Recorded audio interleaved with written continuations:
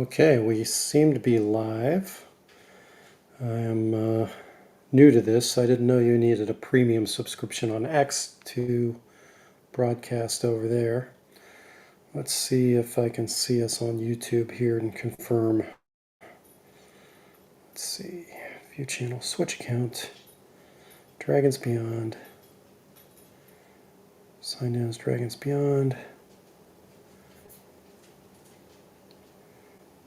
And how do I tell if I'm live streaming or not? I guess I don't really, do I?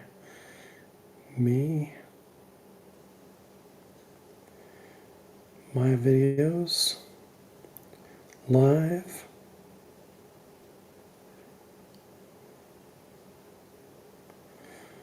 I can't tell if I'm live or not. Crazy. Crazy, crazy, crazy.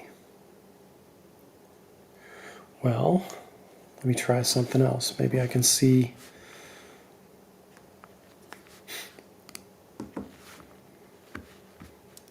Let's see, YouTube. I don't think I got anything secret here that I... Hey, it says I'm live. That's fantastic. All right, let's share this. Copy this. Copy. X.com.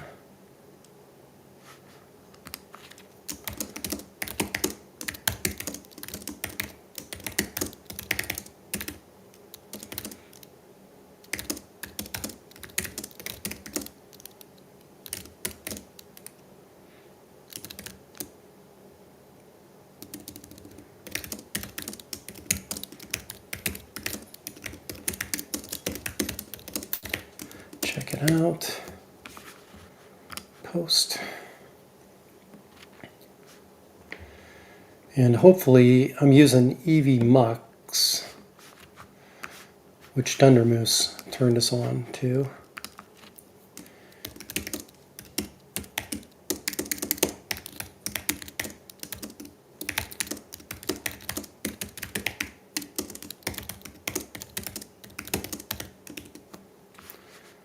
Right.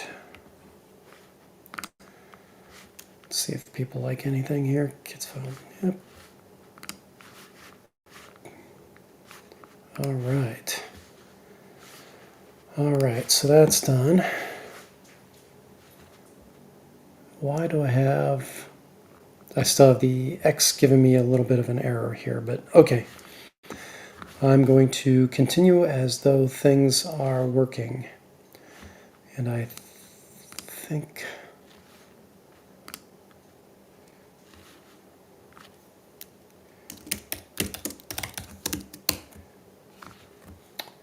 Yeah, never done this with EV Mux, so have no idea if this is working or not.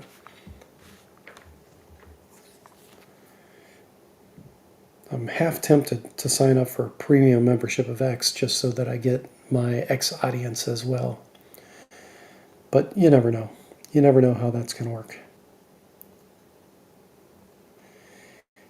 And I don't know if this is being recorded properly. Let me post this in a couple places, like on Discord. Maybe I'll get more people here. Oh, man. Let's see.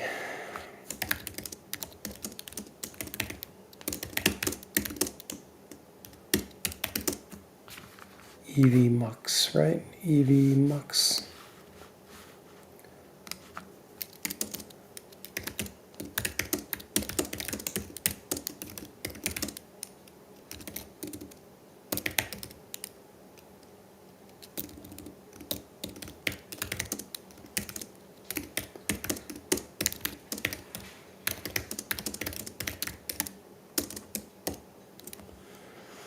All right. I have no idea if this is going to work or not, but we're going to do it now. And who else would be interested in this? Not these guys, right? Cinema of the Month. Delving Deeper. Nope.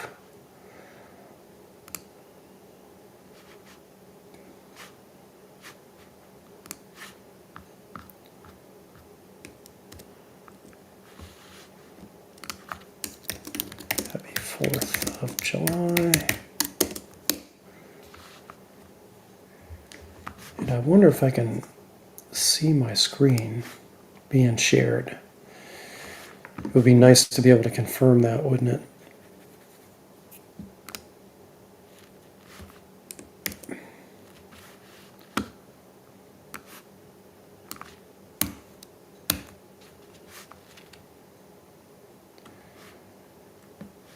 I see.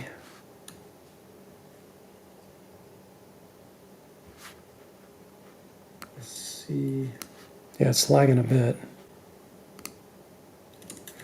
Doesn't seem to be screen sharing.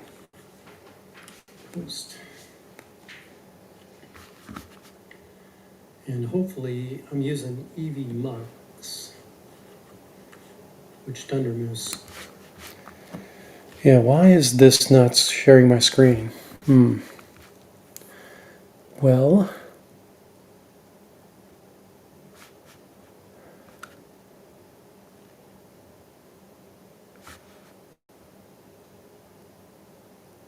maybe it's the layout. No, the layout seems fine.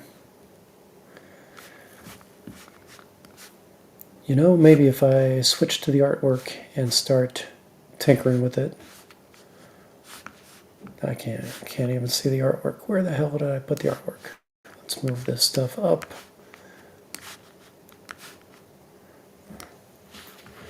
Let's say stop sharing. Let's say, how do I share? Share screen.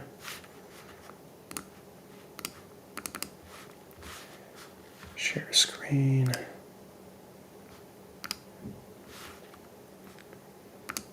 Window. Non-revised images. Share.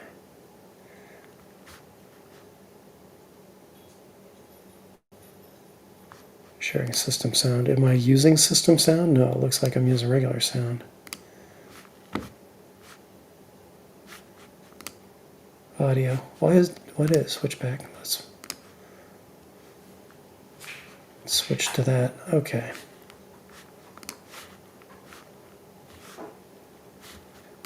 Stop share. Share screen. Entire screen.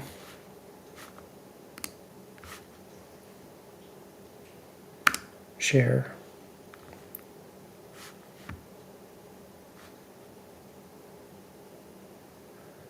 Recording stopped. Yep. Again, trying to figure out if I'm actually sharing the screen or not. Somewhat frustrating.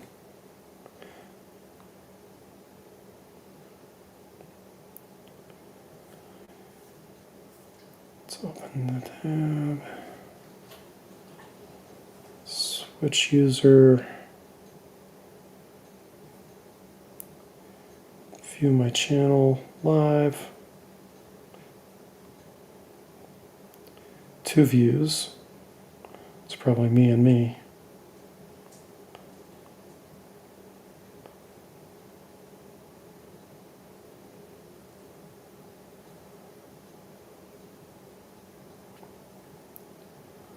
Well, I can't tell if I'm live or not. Very frustrating stuff. I really ought to have another computer going.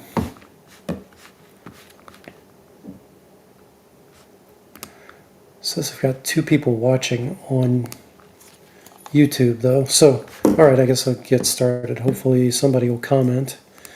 And yeah, let's go through. Let's bring up the war game.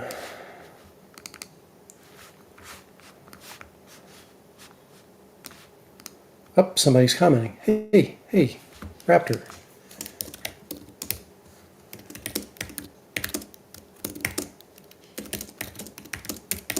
Hey, good morning, Grim.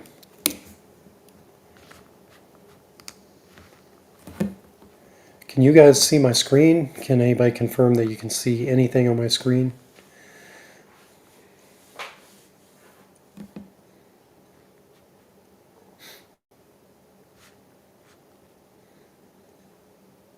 You guys might have just hopped in to say hi and then ditched out. All right, well, until I get confirmation I can see my screen. We're kind of in a holding pattern here.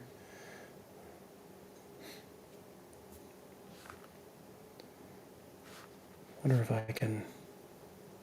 Not seeing anything but you and your bookshelf. Okay, well, let's try this.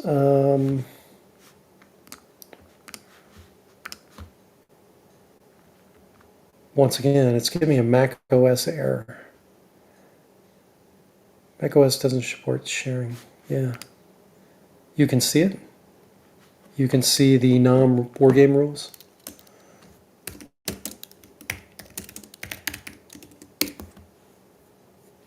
Hopefully.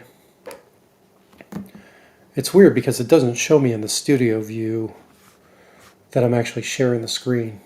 I'm getting used to this new software. Anyway, so this is the draft version 14. No, he just sees me. Hilarious. Okay, well, technical difficulties. Have a feeling once again Mac OS and Chrome are not working correctly, simply because tried this the other day with a movie night on Discord, and again, Chrome didn't do me any favors there. Sharing a tab. Mac OS. Sharing system sound on Mac OS. Can you hear me though?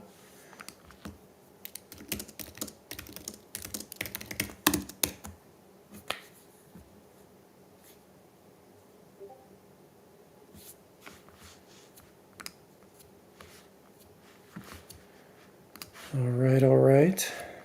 Waiting for confirmation I got sound. Okay, we got sound. So we got sound and we got my beautiful face, which I could have done with a regular live stream instead of EVMux.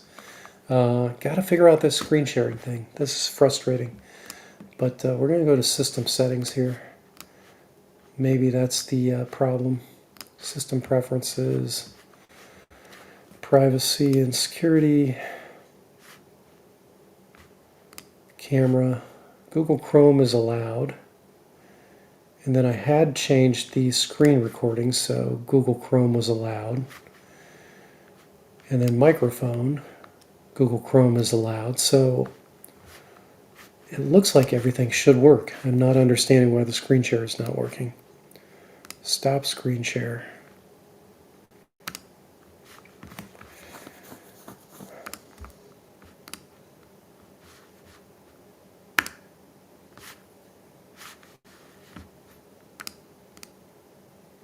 Once again, it's telling me that it doesn't like that. The audio is set to my Rode microphone, so it's not using system sound. Wild, wild, wild.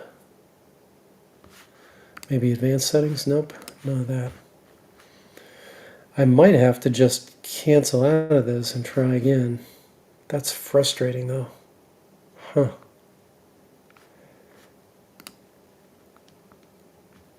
Share screen. Oh, it says also share tab audio. I can switch that off.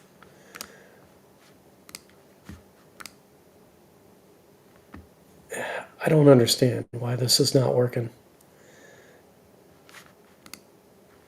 If anybody can see the window, that's great, but I don't think it's working right now.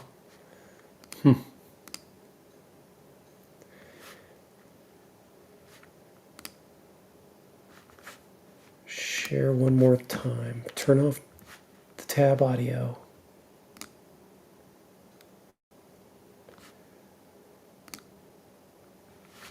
Let's try entire screen.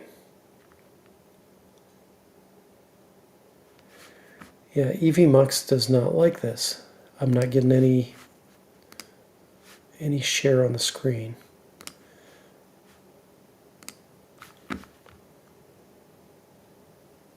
Huh, I could open it as a Chrome tab, I suppose.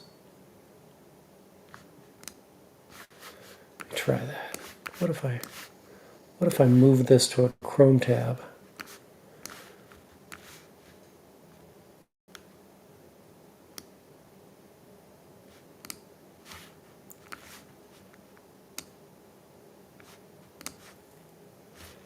And then I put that up and I say share.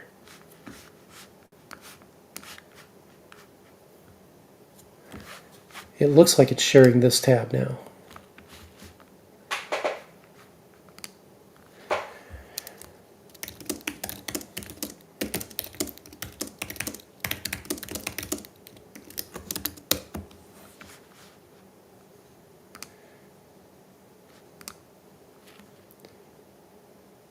I wonder if I can... Anyway. I think I've got the rules up in the tab.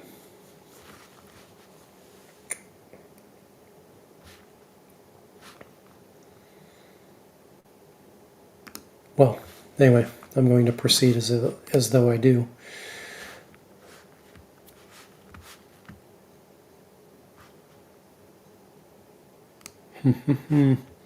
All right, well, this is Move Out and Draw Fire, a set of proxy war game rules. This is version 14, which is basically the first rough draft. I'm still not to 1.0, so it's like 0.14 at this point. The rules are meant to be pretty light. Legal notices up front, as usual, table of contents, yada yada. And then we get into the introduction, which I've posted online before, but basically the idea is to be able to simulate not only Vietnam, but other stuff as well in a pretty lightweight way, and have people easily get their miniatures on the table using 54 millimeter or 25, 1/72, 28 millimeter would probably also work. 1/72 is closer to 20 millimeter than 25, I think.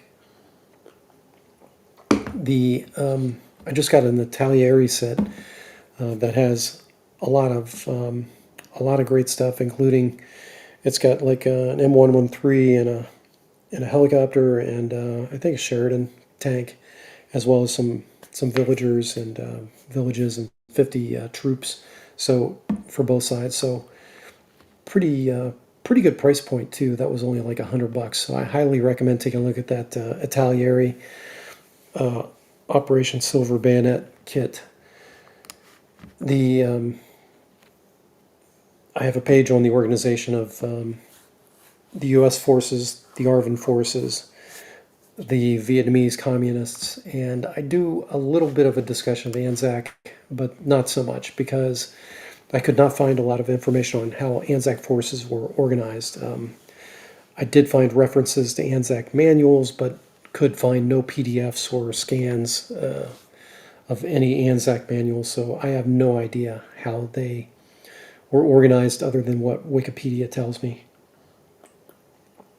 The scale can be played either or, right? You can use the larger 54 millimeter figures like you get in your standard like kids soldier kit, or you can do it using actual minis.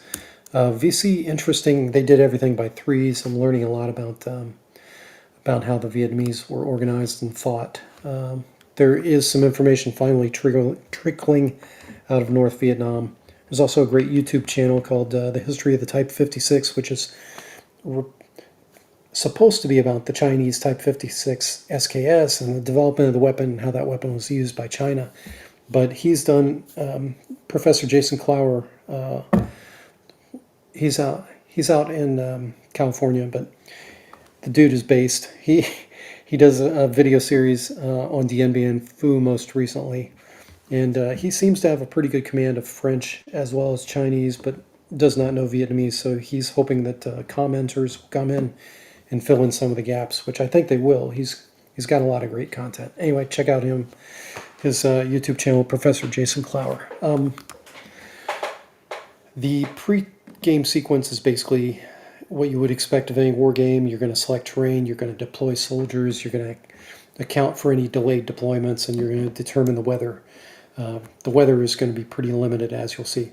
As far as like the terrain pieces, I leave it to the referee because the geography of Vietnam is significantly different between the delta regions, the highlands, and the coastal areas. So instead of trying to come up with a matrix that would be one size fits all for both engagements in the south as well as engagements in North Vietnam when the French colonial period, when the French were still up there fighting the Viet Minh prior to Dien Bien Phu, Instead of trying to be proscriptive about that, I'm going to leave it prescriptive. Instead of trying to be prescriptive, I'm leaving that to the referees to figure out. Also, if you wanted to use this in Rhodesia or the Congo or anywhere else, you certainly would have to modify it. So basically get a 3x5 set of index cards, figure out which terrain pieces are most relevant to your area, shuffle them up, and let each player select them. The method of selection and placing the terrain, this comes from chainmail. It's inspired by the chainmail mechanics. You'll see a lot of chainmail has made its way into this as I've been developing it. The weather table, this is based on there being basically 2 seasons in Vietnam, and not accounting for all kinds of different circumstances there. We're just keeping it simple here, right? Is it heavy rain, light rain, or clear? And at nighttime, the heavy rain had a tendency to get downgraded to light rain, so that's reflected in the rules. The highlands, of course, had a thick fog the highlands in North Vietnam, in the Thai area, T-A-I, not T-H-A-I. The Thai area had really thick fog through noon, so treat that pretty much like it's nighttime, even if you're doing a scenario up there during the day. These rules don't cover, by the way, these rules don't cover in great depth special forces. I do account for elite units, so you could put a LRRP patrol down there, a LRP patrol, or MACV-SOG, or you could put down one of the hunter tracker teams from the North Vietnamese Army that were out there trying to seek out our SOG guys. You could put those units down. They get a couple bonuses throughout the rules, but this is not by any means meant to simulate those kind of special operations. I think these rules can be expanded to accommodate that, but that was not a design goal. Similarly, these rules can be expanded to later become a role-playing game, but what I really wanted to do, the design goal here was, let's get a skirmish war game that is true to the infantry tactics of the time and reflects the experience of the soldier in Vietnam. And if I happen to get it close enough to reflect other squad and platoon level actions in other conflicts in Africa and elsewhere, then fantastic. Apologies for the dogs barking in the background. All right, game sequence. The interesting thing here is the activation sequence and the interruption sequence. So activation depends on dice rolls. Whoever activates the smallest element has the option to defer movement or go first. This is much like chainmail, right?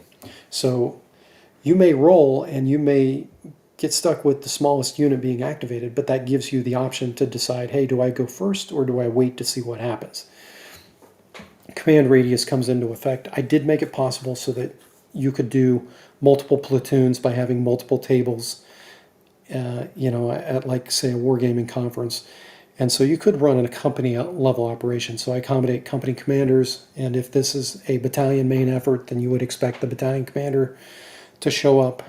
I've also got options here for much higher pieces of brass, but most likely you won't need those. Orders segment. So the first thing you do after, let's say you're the activating element, the first thing you do is you have an order segment. Do you make any radio calls or do you do any unit maneuvers? If you're going to do one of those two things, you've got to declare it first during the orders phase. And making the radio call is how you get CAS evac, it's how you get your air support, and it's how you get your artillery support from off board. There are also options for an onboard mortar section, which we'll go into later. But the radio call, that it makes a difference, right? It makes a difference if you're on, if you're in light rain or heavy rain. It makes a difference how experienced your figure is, etc. And if you're receiving fire, right? If your RTO is getting fired upon and he's the guy making the call for you instead of the officer, well, that might not work out as well, and there's a chance that he doesn't get through. movement segment. So as figures, as you activate an element, right? It could be as small as a buddy team or even a single officer NCO, and then it can go as large as the entire platoon. It all depends on your luck with the dice. Let's say it doesn't matter how you're moving. Your figures can either move individually or as a unit. We'll cover unit moves in a minute, but the individual figures, I've got rates of movement.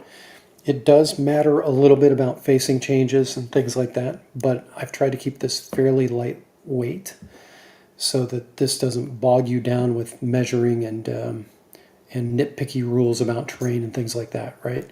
You're either in difficult terrain or you're in open terrain. And then I think I've got a rule for rivers too. Fairly straightforward, simple. Unit moves. So there are two types of unit moves in the basic game, and then there's an additional two types of moves. Two types of moves in the basic game, and then an additional two moves in the advanced game. So in the basic game, you've got suppressive fire and the assault. Suppressive fire, right? If your unit is providing suppressive fire, it can suppress or pin down a unit that's half of its size. Assault is meant for if you're either close ambushed or assaulting a defensive position, right? There are two types of assault. If you're ambushed and you do the assault, it assumes that this is the reaction contact that we were typically taught as an infantry guy, right? If it's a close ambush, throw grenades and freaking assault through the objective and get the hell out of the kill zone. I'm not accommodating the far ambush where you try to extract yourself by laying down a base of fire and getting your guys out of the kill zone that way. Can't cover every possible thing in a rule set. But the other use of the assault is when you're deliberately assaulting a terrain objective or defensive fortification. So both of those are covered by this unit move. In the advanced game, we'll talk about melt away and the ambush. Decoy tokens. So officers can be one-shotted pretty easily, especially with the mortar section rules. The decoy tokens are meant to take away that instant kill capability, right, of decapitating the officer and then forcing a morale check and causing, the game to end very prematurely. So Vietnamese officers always get one more decoy token than a U.S. officer. And what the decoy tokens basically do is they let the referee know here's where two positions where the officer might be. And then it's only revealed after that officer comes under direct fire, whether or not that is actually the real officer or just a decoy, at which point the decoy evaporates off the table. I don't know that I've laid that out as intelligently here, and I haven't played it on the table, but we'll see what happens with that. Spotting the enemy. So this is a major consideration, especially in low visibility throughout much of Vietnam, right? Aside from the rice paddies, which you had very open fields of fire, you had triple canopy jungle and you had elephant grass all over the place in Vietnam. Plus you had very rugged terrain. So to accommodate that, there has to be a mechanic for whether an enemy is hidden or visible. The enemies, all the figures start as hidden, and then every time they make a call on the radio, try to issue a command to the entire unit, they move or they fire their weapon or they get super close to the enemy. Then you've got to make a check whether this dude stays hidden or not. And if he's not hidden, he's a target that can be fired on with direct fire.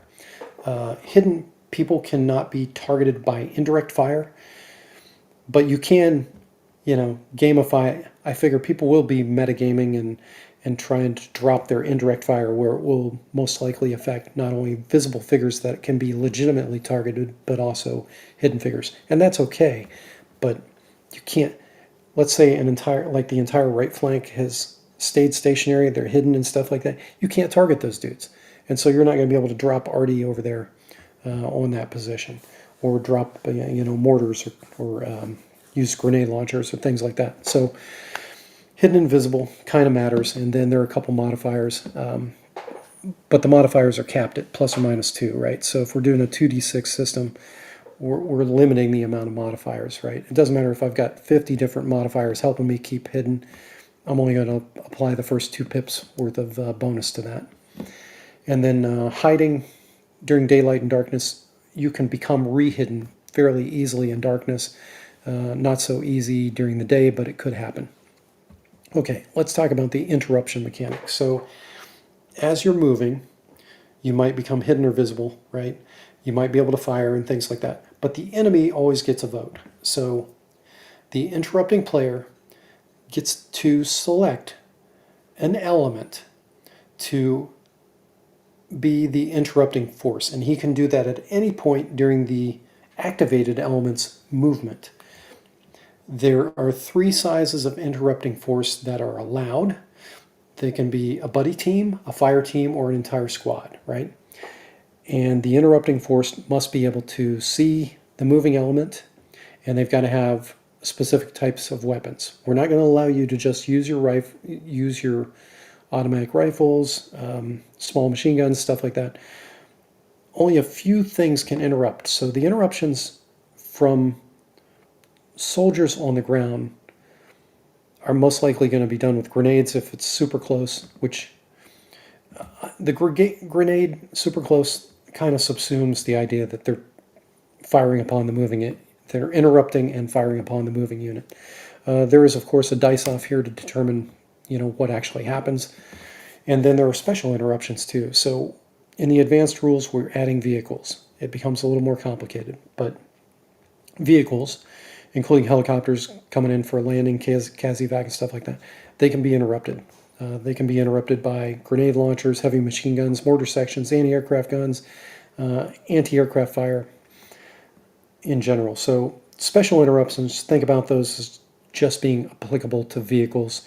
Regular interruptions are just ground troops on ground troops.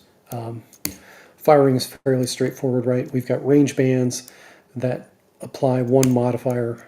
Again, the modifiers, I'm trying to keep those super minimal here. So if you look at the right side, modifiers are really, really super easy to understand, right? And it's what you would expect, right? Am I moving? Is my target moving? How far away are they? Am I, all ate up like a bag of chips because I'm an FNG, or am I an elite dude that's pretty good at dropping people, like, let the bodies hit the floor? And is he in cover? Is he in a landing helicopter or a hovering helicopter? Am I firing from the top of a moving vehicle? These are the less common situations. I try to put the most common situations up front and the least common situations at the back. Damage. So each figure has hits to kill, much like Midwest Fantasy Wargame, right? Hit points. The hits to kill are fairly limited for the FNGs. They get to roll d6 for their hit points, but they're capped at 4. And then your first level fighting man, he gets 1d6 plus 1. So if you've played OD&D, or BX, this is kind of going to make sense to you, or any D&D game. The damage, though, is limited to 3 different types, right? If you, depending on how well the to-hit roll was, you're going to either inflict 1d3 damage, 1d6 damage, or 2d6 damage, right? And if you inflict 1d3 damage, most likely that dude is just going to be wounded in action and ambulatory. If you do 1d6 damage and you get 4 to 6, that dude is not ambulatory. And if you do 2d6 damage, most likely you're going to kill that guy unless he is an upper level character and he can absorb more damage, or an officer, because they're, upper level character would be an officer too. The officers, the hit points, we'll talk about those later. I'm getting way too deep in the weeds here. Too deep in the elephant grass, so to speak. Bonus damage, right? So heavy machine guns, small machine guns, right? Your carbines, your LMGs, and your HMGs, they do additional points of damage. The automatic rifles do damage to differentiate those from the M14s and the SKSs. So an M16 or an AK-47, they get bonus damage if they hit, whereas an SKS or an M14 does not. Snipers, as you would expect, get additional points of damage if they hit. Flamethrowers not only do damage, but they set the guy on fire, so the next turn he's most likely going to drop because he's going to be dead. We'll get to incendiary devices and flamethrowers later, but just know that that's one of the circumstances that will trigger a morale check for a couple of dudes that are around the dude that's on fire, just because it's so shocking. Recoilless rifles, anti-aircraft guns and stuff, they can be directed at point targets, but I'm not letting you get an entire group of point targets with those heavy weapons. Casualties, we've talked about ambulatory versus non-ambulatory, right? So if you're ambulatory casualty, that just means that you can self-evac. If you are, you can get the hell out of Dodge. If not, then somebody's got to drag or pick your ass up and carry you back to the casualty. You don't have to pick them up and carry them back to the casualty collection point, but there are mechanics around this as well that will favor the enemy in the victory point tally if you don't get your casualties off the field. And there's also a possibility that the enemy will get them and that dude will become MIA. So grenades, this mechanic, fairly straightforward, very much like throwing a grenade weapon in OD&D. It's possible that the grenade is going to go over or short, left or right. The distance you can throw a grenade, as they taught us in basic training, right? You can throw these things standing, you can throw them from your knee, or you can actually throw them from the prone where you're laying down and toss the grenade across your body. That, of course, affects the range. And the range, combined with the fact that it might go short, could mean that if you throw from the prone, that's a dangerous decision. You might not want to do that. Of course, you probably are in the prone for a reason. Okay, so the grenade, there's a killing diameter, it's 2 inches. The blast does 2d6 points of damage to all figures in there, so it's most likely going to kill anybody in there. But there's always the odd chance that you only inflict 2 hit points and the dude is still an ambulatory casualty and he can still continue fighting, and you're screwed, man. He's probably close enough to get you. Okay. Artillery fire. So during the Vietnam era and beyond, there are different shapes of artillery barrages and concentrations. And that was the interesting thing looking at the doctrine too. So artillery was not, they did not call it TRPs at that point, target reference points, for registering the artillery. They still used the same symbol for TRP, and the same mechanism for registering artillery and all that stuff seems to be similar, but they called them defensive concentrations and barrages in the doctrine. I have gone ahead and added the word TRP and just made a designer note that, hey, we're gonna keep this simple. Artillery, right? The timing of the artillery, the ref should keep that secret from the players. Like, I make a radio call and then later this artillery is going to show up. I have to call in the coordinate where I want this stuff to drop. There's a possibility that's going to drop a little bit off, but generally it's going to fall where I want it to. The thing that's a little bit different about this is that it does 10 dice worth of damage, basically. And those dice must be allocated to anybody inside the sheath of the artillery, right? It's a box, and inside that box, it's possible that there are friendlies because you might get it wrong where the artillery lands. And it also depends on the timing of the movement segment when the stuff lands. But if you're in that sheath, when that stuff lands, there are 10 dice of damage that's going to be applied in that sheath. And what happens is the dude that was receiving the fire, he nominates 2 figures inside the sheath. And if you had a friendly in there, he's probably going to nominate that dude.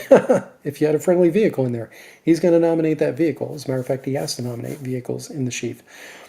And then you, as the attacker, get to say, okay, I want to apply 1 dice of damage or 2 dice of damage to that target. And then you move on until all the dice of damage are allocated. So if friendlies are in there, your enemy is probably going to volunteer them first. We'll see how this plays out on the table. Aircraft fire and strafing, bombing, etc. There are minor differences, but in general, it uses the same mechanism as artillery, right? The envelope of fire is a little bit different than the artillery sheaf, but the manner of allocating the damage is the same. And then, yeah, anti-aircraft fire. So, well, I'm really going long on this, but we're over halfway, guys. So if you're with me still and I have no idea, let me flip back to the live stream. There are 3 people watching. Wow, incredible. Let me look at the comments here. Might have to switch off the camera. Interesting to show out light RPG. Yeah, Boot Hill is just skirmish rules for gunfighting. Raptor Jesus. Bozman, hey, good to see you. Typing is hard because YouTube's doing shenanigans. Okay. Yeah, thanks for that comment, Boz. Yeah, it is a lot of work I'm putting in at the table. Sacknoth, don't know you, I don't think, but good morning. Thank you for saying hi. Yeah, so we're over halfway, guys. Let's see, anti-aircraft fire. So anti-aircraft fire, as you can imagine, is going to be modified by how fast the target is moving. And then this is a set of mechanics. So I looked at, again, I like Phil Barker's WRG rules written back in the 70s. Tons of, you want to talk about volume, Boz. Phil Barker and the WRG put out so much stuff. Like I looked at their Napoleonic rules that were put out in the same time frame. They had an infantry set of rules, which this set of circumstances for what to do if the aircraft is hit, that comes from WRG, right? Their mechanics are basically replicated here. So if you get a hit on the aircraft, and again, it's using 1d20 here.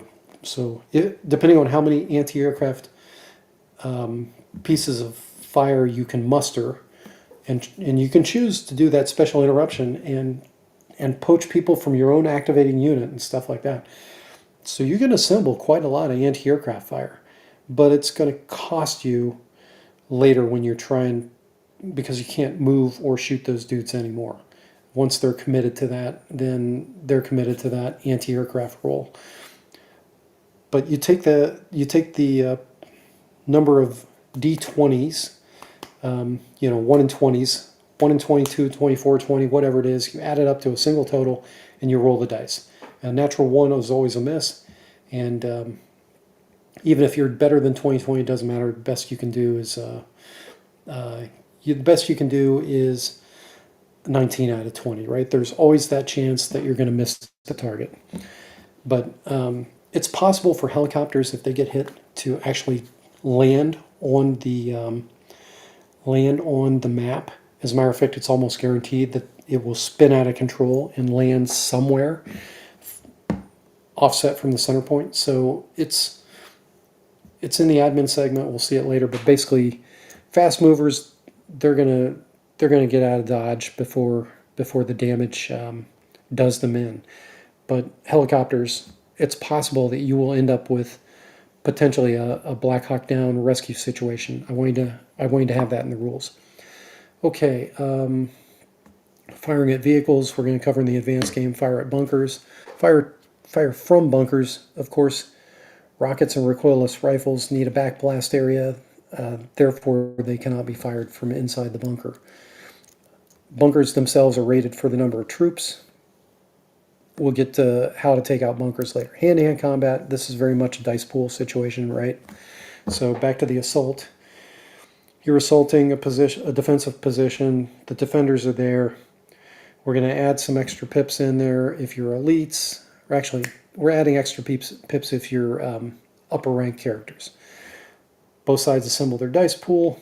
You roll the dice. You see who has the highest dice pool. You take the difference, and that is the amount of hit points that have to be allocated amongst the losers.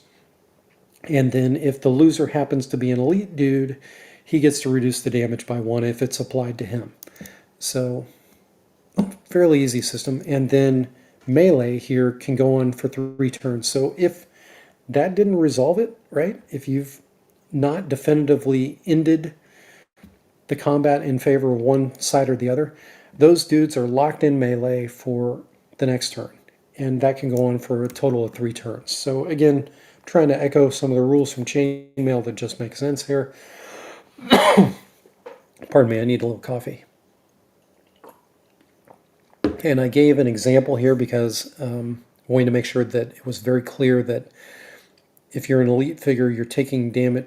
You're not reducing the size of the damage pool for elite figures. You're reducing the size of the damage as it's applied to a single figure, because you're rolling 1d6 for each time that you apply damage until the pool is exhausted. So if you rolled 6 and you happen to be applying it to an elite figure, that gets reduced to 5. But the pool itself goes down by 6, if that makes sense. Okay, admin segment.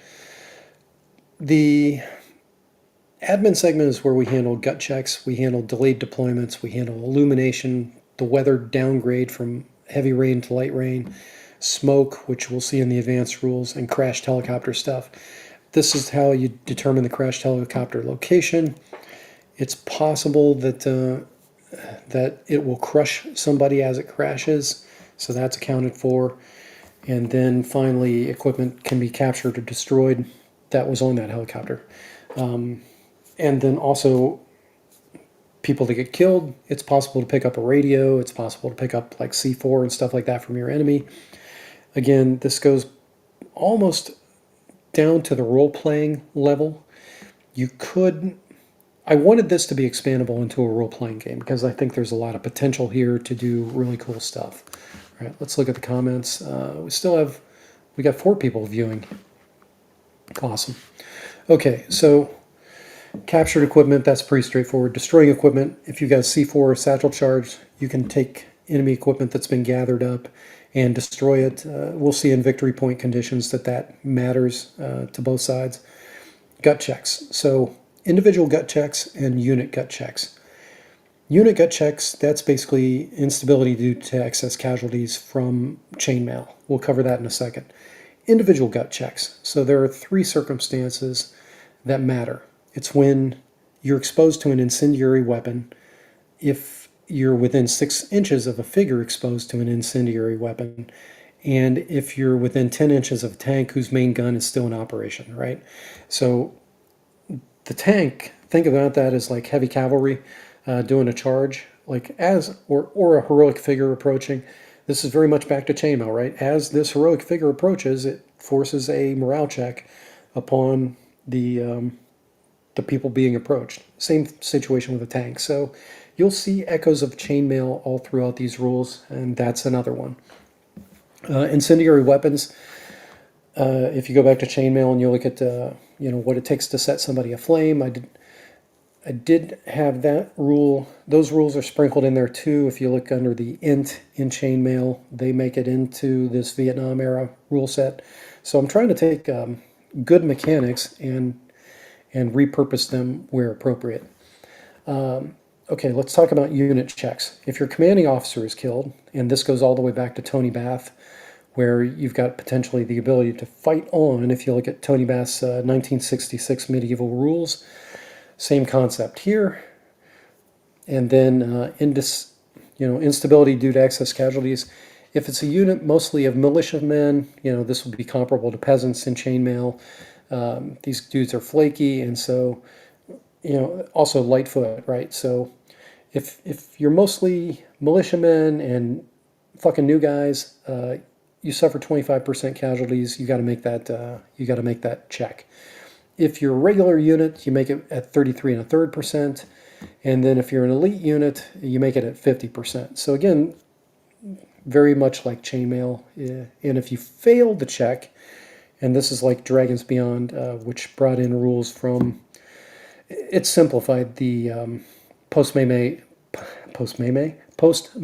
morale rules. So depending on the degree of failure of that gut check that your unit made, how many pips did you miss making that roll by? Well, that number of pips matters. So if it's 1 pip, then you're just going to fall back, right? If it's 2 to 3 pips, you're going to retreat 2 moves. If it's 4 pips, then you're fleeing. And if it's 5 or more, then you're just giving up, you're surrendering. And in an RPG, I would have the play dead rules, just like I do in Dragons Beyond. Prisoners. So if you surrender or you're captured, which can happen to a non-ambulatory casualty that gets overrun by the enemy, you can be taken prisoner, and that counts toward victory conditions. And non-communist prisoners are counted as MIA, right? Because the commies were not really good at informing. They weren't really great at maintaining those Geneva Convention. Not even sure that North Vietnam was a signatory to the Geneva Conventions. I guess if somebody knows, let me know in the comments. Or yeah. All right. Tournament points. We're on page 30 of 41 pages. So you've been hanging with me. We're 3/4 of the way through. Tournament point cost. You need this for any kind of skirmish war game. This will be converted to, cash, how much cash it costs to buy stuff if this turns into an RPG, or role-playing game, not rocket-propelled grenade. RPG. I guess that would be a good title for a role-playing game for this, wouldn't it? Or instead of Men and Magic, it'd be like RPGs and soldiers. Soldiers and RPGs, maybe. All right. Tournament point cost. How much does it cost for various soldiers? How much does it cost for typical vehicles that we had in Vietnam? How much does it cost for defenses? And then bunkers, by the way. It's possible that bunkers and trenches can show up as a terrain feature. And if so, then they don't have a tournament point cost. They're just part of the terrain. And the defensive player, the player whose side that terrain piece happens to have, those advantages, they just got lucky, luck of the draw. So they didn't have to pay a point cost for getting a trench and bunker in that case. There are also point costs for weapons and for some special things like satchel charges, Bangalore torpedoes, things like that. Flail for the front of your vehicle, or a towed flail to be able to get rid of mines. Those have costs. Yada yada. And you could build your own vehicle, right? If it's not one of these pre-canned vehicles, you can certainly. There are rules here, again, taken from WRG, Phil Barker, genius people, right? Depending on the size of the vehicle and what kind of weapon was attached to it, you can calculate what the tournament point cost would be. And I will have appendices to this for all the typical forces that were in theater in Vietnam. So ANZAC forces, U.S. forces, ARVN forces, Viet Minh, Viet Cong, North Vietnamese Army, all of them are going to be in the appendices with most of their typical equipment already pointed out for you, so you don't have to do it. But if you wanted to use this in the Congo or Rhodesia, I did not go into those details. Supporting fires, yada yada. I say yada yada a lot when I'm doing these walkthroughs. Figure rank. Here we see the ranks of enlisted soldiers, non-commissioned officers, and officers, as well as their Vietnamese names. Interestingly enough, the Vietnamese name for a rank seemed to be typically the same between ARVN and the NVA, according to the research I did. It could just be that this is a gap in our knowledge, but for now, we're just going to roll with this until somebody tells me I'm wrong. I wanted this to be playable. I've got this idea of converting this using Claude or Google Gemini or something, translating this into Vietnamese and releasing this so that the Vietnamese people can actually play this game too, because I don't know if they play war games in Vietnam, but I'm distant enough from this, even though I had a lot of Vietnam veterans that interacted with me, that were my teachers, all the way from grade school to high school. I honor their service, and I met a lot of Vietnam veterans over the years, but I also feel that I've got enough intellectual distance that I want the Vietnamese to be able to play this game as well on the table. That could make me wrong, I guess, but that's my vision for this, is to translate this into Vietnamese after I finalize the details on it. Certainly there will be some artwork in there for their side, but the overwhelming amount of artwork is going to be for the U.S. side. All right, hits to kill. As we've talked about, this is basically hit points. And then gut check if you're doing the individual gut check, right? If my buddy and my buddy team just got set on fire by a flamethrower, my gut check is going to vary depending on how experienced I am as a soldier, how salty I am, basically. Yeah, pretty self-explanatory. And you can auto pass, right? If you're General Westmoreland, you just automatically pass. Nothing phases you because you're a cold, heartless bastard, which is what we want as a 4-star general. All right, victory conditions. So the Vietnamese victory conditions are slightly different. I left these a little loosey-goosey.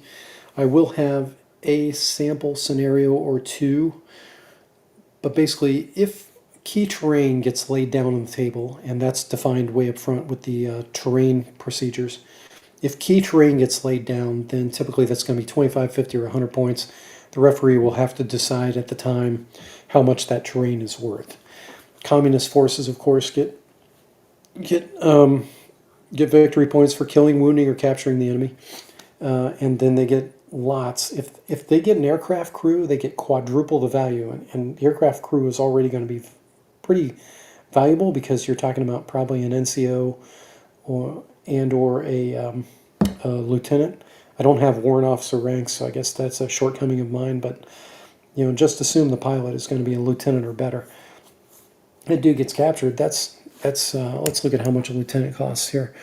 Lieutenant is going to be a 35 points, right? So that'd be 140 points. 140 points, they capture that lieutenant. So you better get his ass off the battlefield if a chopper goes down somewhere on the map, or they're going to earn a shit ton of victory points. Sorry, I'm cursing a bit, but it's who I am.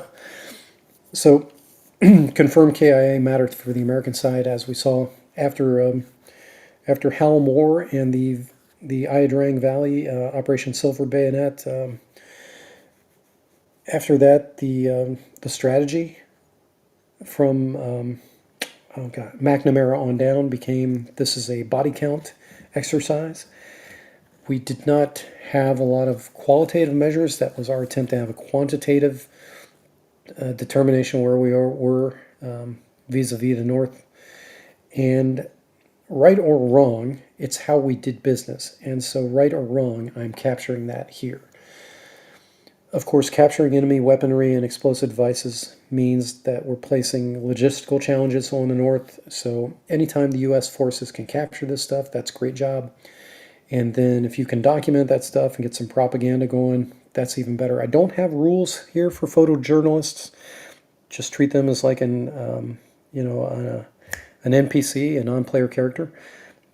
In the RPG rules, I might have rules for being a photojournalist or a special class of NPC or something like that. Likewise, you'll see that the Vietnamese player, he has the possibility to have, when huts are laid down on the map, along with them, the communist Vietnamese player gets the choice to place either civilians or basically a team of VC insurgents, local militia. And if he selects civilians, they're indistinguishable. Those two types are indistinguishable. And if the U.S. forces just toss a grenade into a hut and kill some civilians, that counts towards the victory point conditions for the communist forces. So that's captured there. Okay, where are we at? Page 34. We're getting close now. We're getting closer to the end. And I am still trucking. How many people are on this thing? We got 3 people still tuned in. RPG, the RPG war game. Yeah, Raptor Jesus. Yeah, that's what we're doing. That's what we're going for. Okay, so advanced game, ambush. There has to be a mechanic for an ambush. Ambush was how both sides operated during this war. Typically an L-shaped ambush, or you'd do an ambush, and then you'd have outlying ambushes to capture people that were fleeing or trying to send a QRF, a quick reaction force, to reinforce. So you would ambush the target and then pick them off as the escape, or ambush the target and then knowing the noise is going to attract attention and get a reaction force coming down the road, you would have another ambush set up. ambushes were big time, so we had to have an ambush in here. So we put that in. And basically it gives the ability to drop figures in a killing zone that's 12 inches by 12 inches. So if you think about the typical war game table and 25 millimeter figures, you might want to make this larger for the 54 millimeter figures, but 12 by 12 I think is what we ought to do for typical miniature figure size. And basically you've got a chance of the ambush succeeding or failing. This harkens back to OD&D, right? Chance of surprise. This is basically a surprise roll, and if your ambush goes off successfully and you get surprise, it's a problem for everybody in the killing field. Melting away. The Vietnamese had the ability to melt away. It was like magic. This is, I actually describe this as magically causing things to happen. So half the Vietnamese forces are going to fall back a certain amount, and then the other half. So basically, you take the forwardmost figure and the table edge, and you go like halfway. The forces up front, they fall back, and the forces in the rear, they fall back a little bit less. And if anybody goes off map when they're melting away, those figures can reappear on the flank in a couple of turns.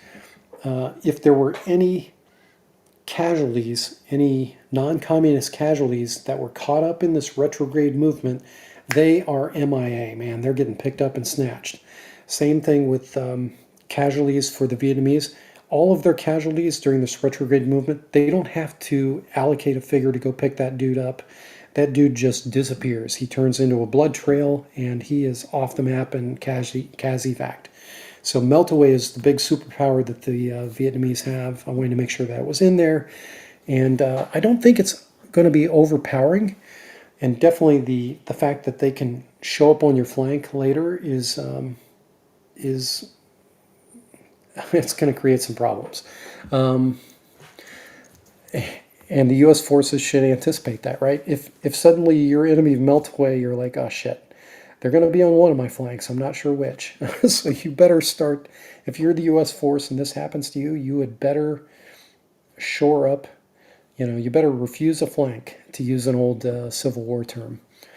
Mounted movement. So now we get into the mounted stuff.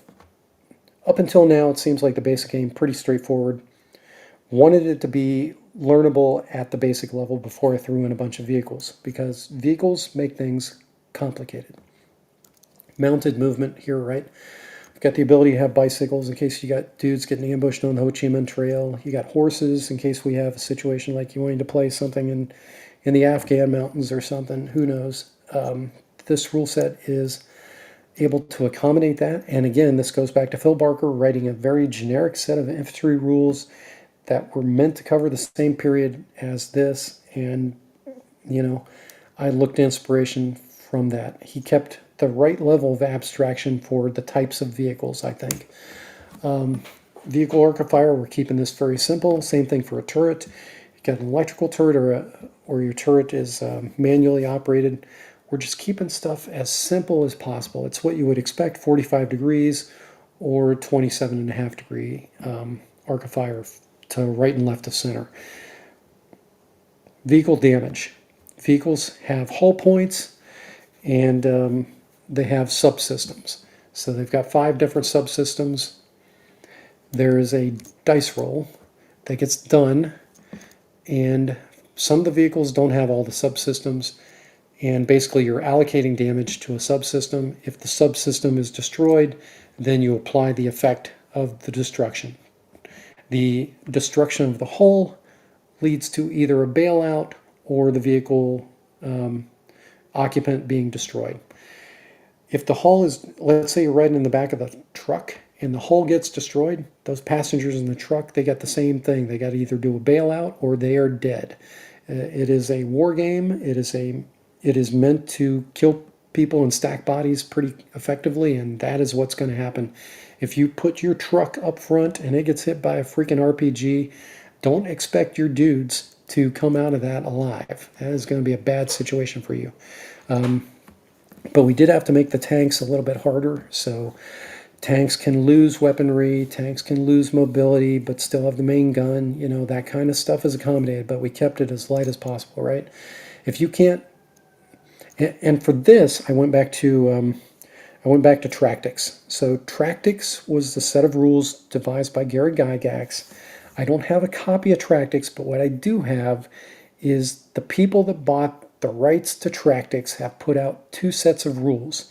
And I have the Kindle version of their quick rules. And for this, I wanted something quick. So I looked to inspiration here.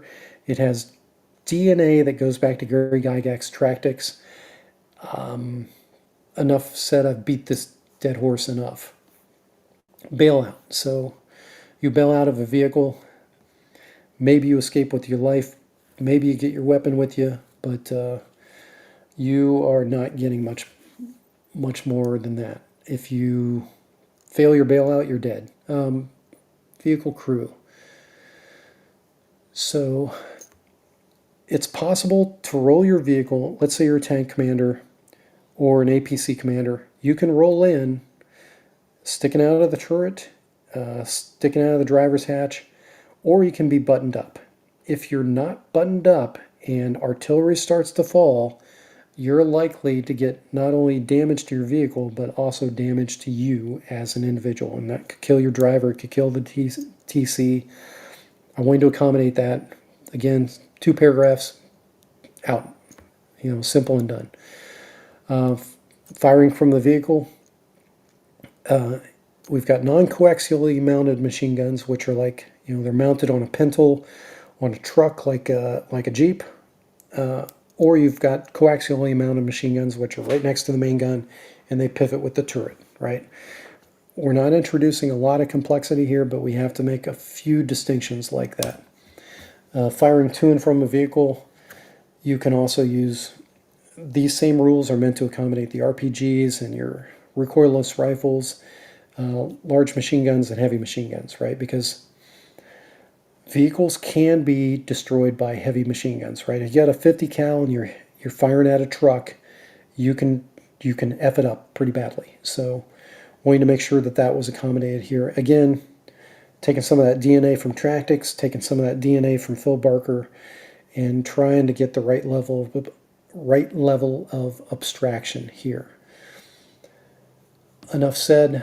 I am going to put a hull down illustration because for those of you that have not been in the infantry or mechanized infantry as I was, you might not know what a hull down position is. Basically, it's a hole in the ground where your vehicle goes down so that it is completely covered until it wants to fire, and then it is able to pull forward and get just enough vision so that the guns can operate and engage targets, and it moves back down in the hull down position.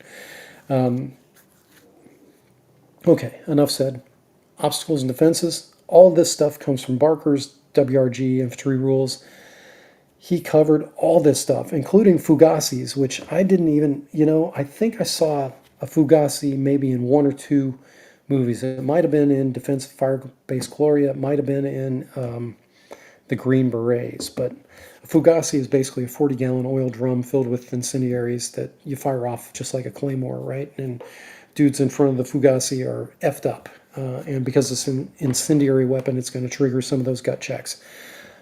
Razor wire, we know what that is. I'm not just making distinctions between tanglefoot, razor wire, concertina wire. It's all the same. Barbed wire, treated all the same. Anti-personnel mines, tripwires, and punji traps. Going back to that OD&D, mayhem. It's a trap.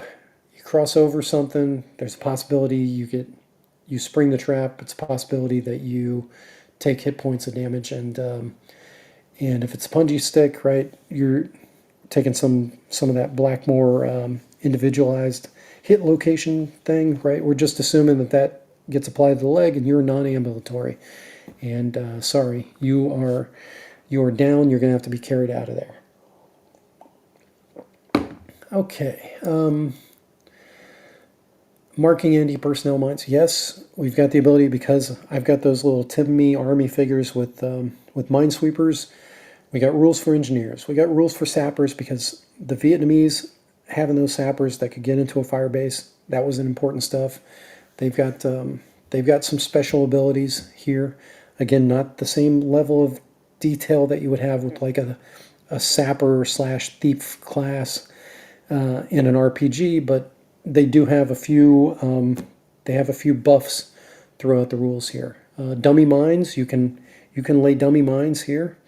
That was a tremendous advantage to us when we were doing force on force stuff, practicing when I was in the army, and you could fool the enemy, right? You can fool the enemy with a dummy mine for a little bit, especially if you intersperse one or two to keep them honest. All right, clearing anti-personnel vines. You can clear them with vehicles. There's a danger there, right? Because I can be sneaky and put an anti-tank mine in my anti-personnel minefield. Sneaky people will get advantages in any war game, and these rules will allow you to do that. Claymores and Fugazi, we talked about that a little bit. They're going to F up a great deal of people in a short amount of time. Buildings and bunkers, you've got the ability to set these things on fire. You've got the ability to blow them up. And again, it's kind of like bailing out of a vehicle. If you're in a bunker when you get hit with something, the roof can collapse, the place can catch on fire, all kinds of bad things can happen. Trying to keep it rules light. You get a saving throw or not, depending on what the circumstances are. And then stuff that was in the bunker can get blown up and destroyed. Again, this fire effectiveness table here, table 14, that's WRG stuff. That was Phil Barker's level of abstraction. Basically, you roll 1d6 and you add the fire effectiveness, and then you compare it and decide whether or not you successfully attacked the bunker or building. Buildings can have bunkers basically inside of them. A good structure. Now, huts, you can't. In a hut, you can't do that, but in a stone or a wooden building, you can have like added sandbags and things like that and created effectively a bunker inside the building. So these rules accomplish that. Same thing if you had a basement or a subfloor kind of situation. Again, Barker anticipated these circumstances. All I'm doing is making the mechanics very similar to what Barker did and trying to take off some of the... He could go too complex, try to keep it as uncomplex as possible. Okay, looking at the comments here, what do we got? Vietnam Predator Edition. Yeah, we could do. Again, you can definitely take this and turn this into a Predator, elite Duke and the boys out there, Dutch and the boys out there in the woods, taking on your xenomorph, right? Because we can have a xenomorph and just make him a rank 10 villain. With massive amount of hit points and give them some super weapons, and you're off to the races. You can introduce Predator into your Vietnam War game. Side note, I've often thought the crossover that I have always wanted to see was a prequel for Rambo that was also a prequel of Predator that had two A-teams with the cast from Predator, right, and the cast from Rambo, right? So you got Troutman. Troutman's in charge of both these A-teams, and one of them is Dutch, and the other A-team is Rambo and his buddies. And you get to see the buddies that Rambo lost. That would be that'd be a blast. Yeah, Sakna. It would. I think it would be a fucking blockbuster, right? Get Jerry Bruckheimer out of retirement, have him do it, keep all the woke bullshit people away from it, and just let's have a good time watching these people fuck up the NBA, right? Like in Rambo 2. Or Uncommon Valor. Again, another great... You could do an Uncommon Valor situation with this, right? Post-Vietnam, bunch of dudes go off to a prisoner of war camp to snatch people. These rules will accommodate that. And that's what I wanted. Okay, smoke. Smoke, pretty simple rules. You can either choose to let the smoke drift or not drift as you like. Drifting is done during the admin segment, but smoke basically makes it harder to target people on the other side of the smoke. It doesn't prevent it, but it makes it highly unlikely. So it does break line of sight, and it just modifies the to hit roll in a significant manner. The illumination rules, right? So there's so many movies like Platoon where you've got a night assault that takes place. You have to have illumination here. When I originally thought about this, I was thinking about having off-board artillery able to fire illumination and then having the circle shrink in size. And I started, the more I thought about it, the more complicated that seemed to be, because it's yet another thing that you got to track. And I just got rid of it, right? If you fire an off-board fire mission that does illumination rounds, you've got a 15-inch circle, just lay down some string, thread, pipe cleaners, whatever, to kind of mark that diameter. And then those figures have less of a chance to re-hide at night during the admin segment. Again, hiding, whether a figure is hidden or visible, determines whether direct point fire at that figure is permissible. So it makes a difference. And sappers, I don't think I gave sappers a buff here. No, I did not. They get their buff in cutting through the wire. Airborne operations. Okay, so this was, again, this was a brilliant thing. I had to test it for myself. Phil Barker, the way he does airborne drops is you take 1-inch little pieces of paper, and here you have to look at me like talking to you, but you take these little cut out little 1-inch pieces of paper, and then you note who those people are, and then you take, and in my experimentation, you can only do about 15 of these before they start clumping together. You put them 2 feet off the floor over the point where the landing zone is, or landing site, and you drop them, and then wherever they spread out, that's where those figures land at. And if dude goes in the water or dude goes off the map, so sad for him, right? If don't have a ceiling fan on when you do this, or your drop is going to be all kinds of jacked up. Right? Don't do your drop during a hurricane. That would be bad. But I thought this is such a brilliant mechanical, and I tried it out and it worked. Now Barker says to drop these things individually, but you can drop a half dozen to a dozen of these with no problem. They won't clump up. You go above 14 or 15 of these little pieces of paper and they start to clump together, and you don't get the same dispersion pattern. So just drop 1 or 2 sticks individually. So that's pretty cool. I like that kind of mechanical stuff.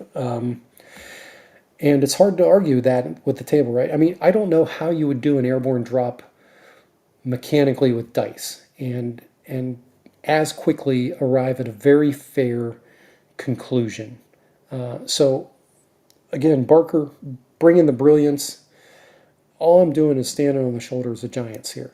Gliders, I put in glider rules because, not because I have a hard-on for Otto Skorzeny and his rescue of Il Duce back in World War II, but I put in gliders here because the Soviets actually had glider infantry up through the 1960s.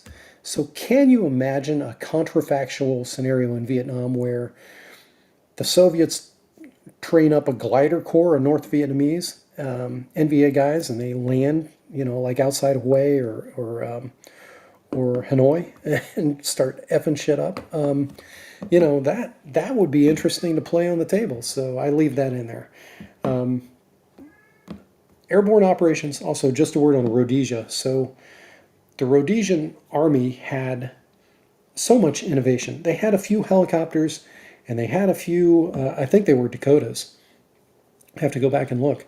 But they put together a way to pin down where the terrorists were operating and quickly bring in an air assault element and an airborne element. They did an airborne and air assault operation at the same time.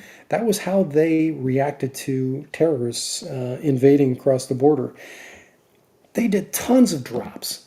I want to do the Rhodesia thing, right? I've read the rules for Merc, which cover the Rhodesian conflict. I've read a bunch of stuff. There's an entire YouTube channel that's interviewing. There are hundreds of hours now of interviews with veterans from the Rhodesian conflict. It's just fascinating to me. So I definitely, I love the fact that I'm able to hopefully bring this to other people to be able to play these kind of things. Air assault, it's what you would expect here. As you're flying in, you can be targeted, if you're hovering, it's less likely that you're going to get killed by fratricide if you use the optional fratricide rule because the gunner is above you. If you land, not only are you more of a target, right? The fire that gets directed at a landed helicopter is 1 pip more effective than fire that's directed at a hovering helicopter. So it matters whether you choose to hover or land the helicopter, and I wanted to make that distinction possible. Also, the rotor, at nighttime, you should have more, in a real military operation, you should have more clearance for your rotors, but I thought that was too much distinction to matter, and I wanted people to take their 1/72nd model size helicopters and be able to use them on the table. So I've done the translation for what the actual rotor diameters are. And for those of you like Boz that actually use that stupid metric system, I put in the metric equivalents. Yeah, we'll catch up on the comments here.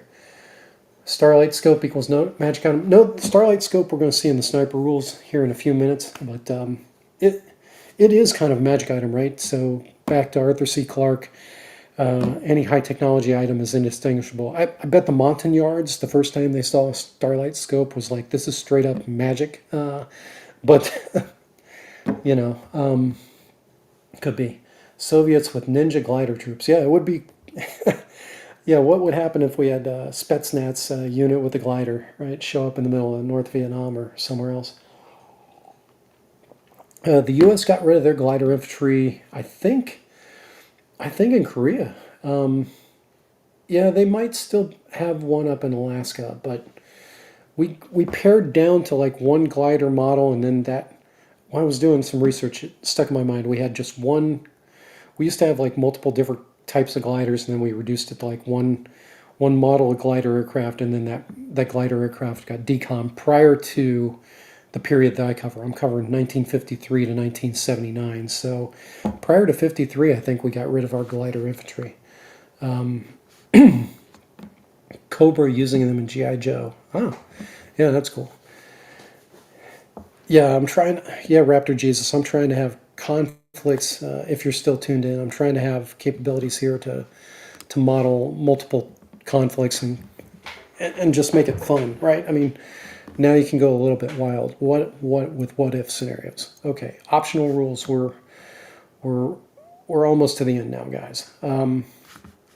Artillery. There's a substitute rule here. So if you want to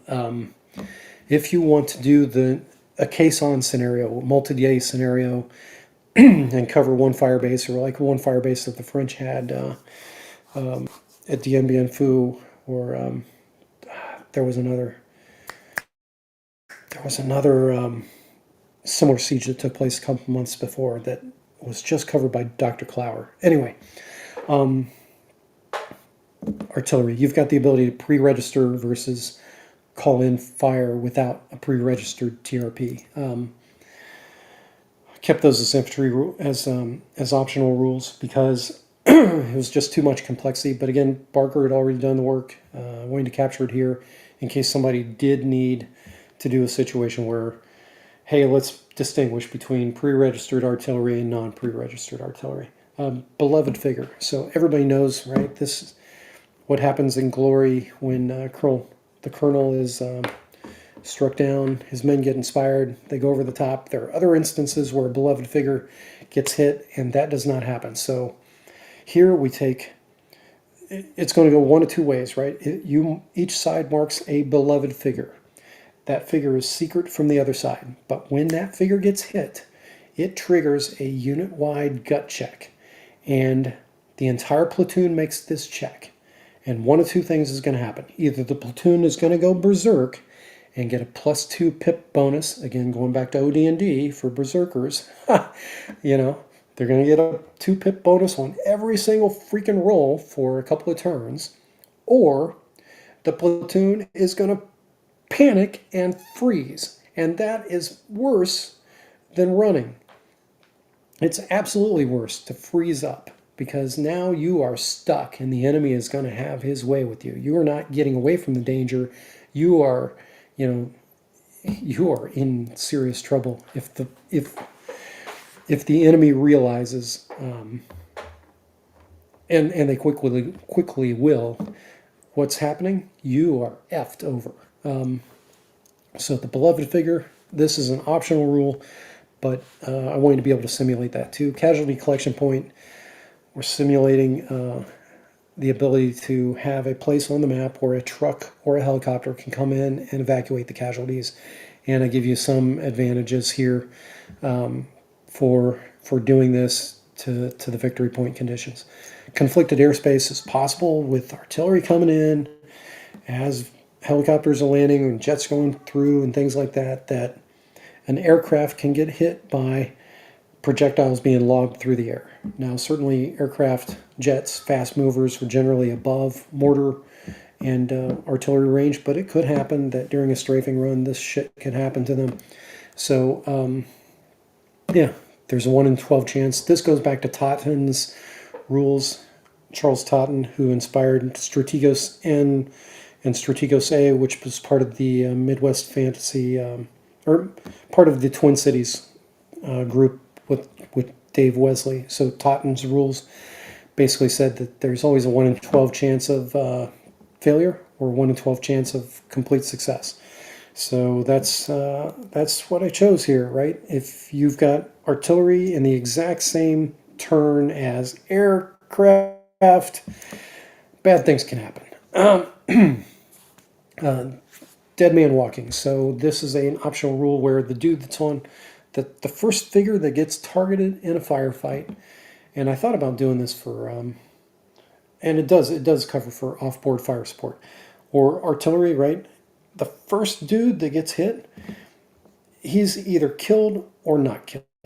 There's no wounding with this. He's either dead or not dead. So take it for what it's worth. I think that's a great way to start the engagement off. Designated sniper. Here are the rules where you can have a starlight scope have some significance. Starlight scope has half, so your rifle has its regular range, and then with the scope it gets double ranges, right? So you expand the range bands, you double them, and then if you're at nighttime with the starlight scope, you have them, but you've still got a scope, right? And so if you're a sniper, you've got the ability to uncover hidden figures. That's the sniper's special ability here, right? So even though the enemy thinks he's got a dude that's safe, he's hidden, no, not if there's a sniper on the map. If there's a designated sniper, that dude can snipe your ass. And not only that, but he can move and shoot, and he gets an additional stealth roll, which has some modifiers that you'll see here, but my dude, the sniper, he can become a ghost, right? He can shoot and still have an additional save to stay hidden. So you're like, where'd the shot come from? I don't know. But this dude that I thought was hidden and safe, he's not safe, and he's dead now, and the sniper is still hidden. It's like, okay. I think these are going to play out okay. Final protective line. I needed this because of my inner machine gun. Well, see you later, Boz. I needed to have this for my inner machine gun for a while. I was the saw gunner, which is a light machine gun, fires 5.56. I've also carried the 60, fired the 60 before.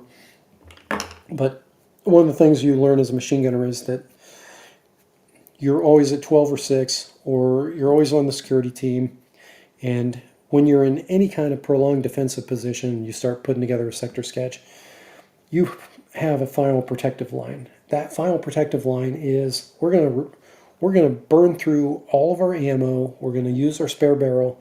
Doesn't matter. When the final protective fires are called for, you fire down that final protective line and you keep firing until you are out of ammo or ceasefire is called by your officer. And the idea is that you're putting up an impenetrable barrier of fire that is at grazing level. So that's typically 1 meter off the ground, right? 3 feet off the ground. And you have a dude walk the FPL line to make sure there's no dead space. Ideally you want an FPL line that goes out to the limit of effectiveness of your weapon. And basically these rules say, hey, if you're within 1 inch left or right of this FPL line, you are getting shot. And if you are trying to cross an FPL line, you got to low crawl. So you're getting shot at. You're pinned down. So you go to pin down mode, and then if you aren't pinned down already and try and cross the FPL, you can only do it via low crawl. So in effect, if you're laying down this defensive fire, it will slow down an enemy from being able to assault you. So the penalty here, though, is that you become red on ammo, which means that you've only got a 1 in 6 chance of firing when you want to fire from that point forward. So the machine gunner trying to fire again, he's scrounging ammo. He does not have much effect at that point beyond the FPL point, right? So if I've got an assistant gunner, I can do this for 2 turns. If I'm only by myself, I'll do it for 1 turn. But the penalty is that machine gun for the rest of the game. Every turn he has only a 1 in 6 chance of being able to fire. So use it. I like the rule, but I'm probably geeked out here too much. Fratricide, again, when you have the ability to do fratricide, they're playing movies about fratricide. There's a famous one about the Vietnam War with Beatty, not Warren Beatty, Ned Beatty, I think. I think it might actually be called Friendly Fire. Anyway, Friendly Fire was a thing. It did happen. I was just listening to a Vietnam Audible book, and there was almost a fratricide incident where the officer shot at somebody, a squad that was out of position. They were in the wrong place, and he didn't identify the target. Personally, I have on 2 occasions, once at PLDC, I committed a fratricide. It was during a nighttime situation. The perimeter was infiltrated, and a dude came up on me. I was in a cornfield kind of area, anyway, simulated fratricide did happen. And then there was another occasion where we were not told to lift and shift fires. I was continuing to fire in this one zone, and a squad came in to fire, and I killed the dude, and then I realized he was not op 4. The problem was that when we were playing force on force in the military, our uniforms are 100% the same. So much easier in simulated combat when you're using Miles gear that this kind of fratricide would happen. But it just does go back to fratricide is a thing. It's very easy. I've done,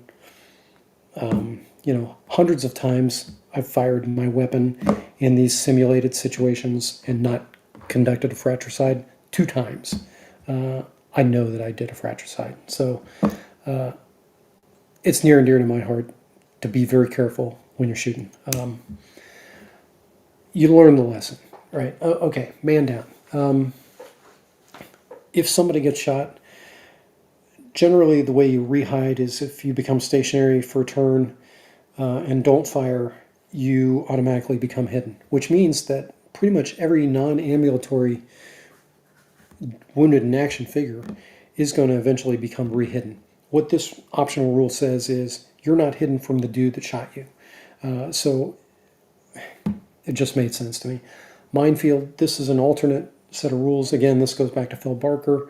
Randomized fire support. So instead of buying the exact fire support that you want, this more accurately simulates the situation where you don't exactly know, as a platoon leader way down at the bottom, what kind of fire mission, what kind of help you're going to be able to get from above. So when you call up your captain and ask for fire support, and when he connects with with an FTC or an FO or an FTC, so FO is for field artillery fire support. FDC is a fire base of artillery support, and FTC is the liaison to Air Force. If I've got these mixed up, it's because I haven't had enough coffee and I've been rambling here for an hour or 2. Yeah, recon by fire, it's a thing. It was doctrinally sound all the way up through the 70s. We did not do recon by fire. As a matter of fact, there was one occasion where I was doing recon by fire, and I got chided for that. So doctrinally, it was not sound by the 90s, but prior to that, recon by fire was a thing. And actually, I saw a video of the Ukrainians sending in Bradleys up against a wood line where they're using HE rounds and they're just peppering the wood line with fire. Not so much a recon by fire as more like a an area suppression of the target, which I think is still doctrinally sound. But anyway, recon by fire, it's a thing. If there's an FNG in that 3x3 area, it's likely that he's going to fire back and give up his position. So hidden figures can become unhidden by this mechanism. Ramming vehicles. This goes back to the rules from Merc or Recon. I think, it was Merc. It was Merc rules. Love the fact that you can ram another vehicle. I love the fact that you can run over people. This has kind of a Pulp Alley kind of feel to it. I saw some videos on Pulp Alley more recently. So if you're going to have car wars in the middle of your Vietnam game, go right at it. It's possible. Buildings and tunnels. So this is the last piece that got added. This is all OD&D converted into how can we do tunnel rats in Vietnam. So when you search a building, this is like the solo rules I had come up with for Dragons Beyond. You do searches of areas. It takes one figure, one turn to search. To sound familiar to you guys. And then you can do a cursory search, but if there is a booby trap, it doubles the odds that the booby trap goes off. Again, going back to the Platoon movie and many other circumstances that I've read and watched dramatized about Vietnam. But if you're diligently searching, there's a possibility that you'll uncover a spider hole, tunnel, or something else. And then we've got these stocking situations where the room can contain treasure, so to speak, or traps. The room can contain treasure, traps, or be empty. It can contain an occupant, right? In this case, it's civilians or VC militia. And then as you get down in the tunnels, you run into higher ranked figures. So, yeah, this should all look very familiar to anybody that's done any kind of solo stuff with an RPG that does dungeon crawls. The other thing that inspired this was there's a mini war game, not miniature war game, but a mini war game just about tunnel rats. I watched that dude's video, and it very much is. It is like a SPI war game or a very small tunnel crawl from Dungeons and Dragons. So I lean more into Dungeons and Dragons, although I did watch that dude's videos to see if there's something that I'm missing here.